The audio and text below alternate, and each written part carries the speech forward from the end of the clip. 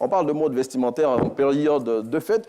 Les cannes, là, hein, vous en avez toujours pratiquement, les sapologues. Oui.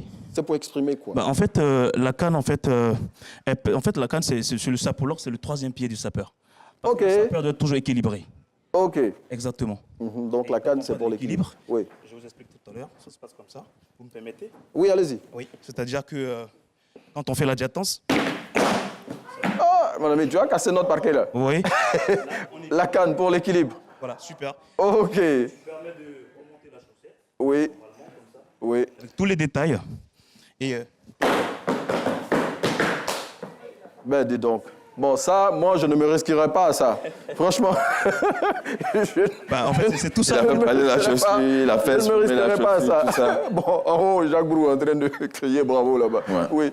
Oui, oui. Je voulais rappeler Si vous que... permettez, on peut vous expliquer un peu le concept, le son de la chaussure. Ce qui est Oui, justement. Pourquoi faire tous ces bruits-là avec la chaussure? En fait, ça s'appelle la diatance. La diatance. Et la diatance, c'est la démarche du sapeur. Ok. C'est la démarche du sapologue parce que il faut souligner qu'un sapeur est différent du sapologue parce qu'un sapeur pratique la science de la sape. Ok. Voilà.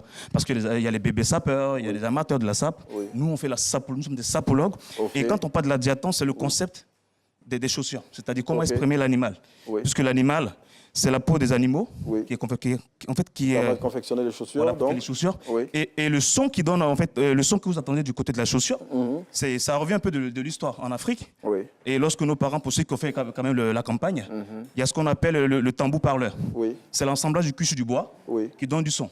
Ok. Et donc, du cuir sur du bois donne un son, c'est obligatoire. Ok. Si tu ensembles du caoutchouc, sur du bois, tu n'auras aucun son. Oui. Ça veut dire que les semelles en gomme ne produisent aucun son.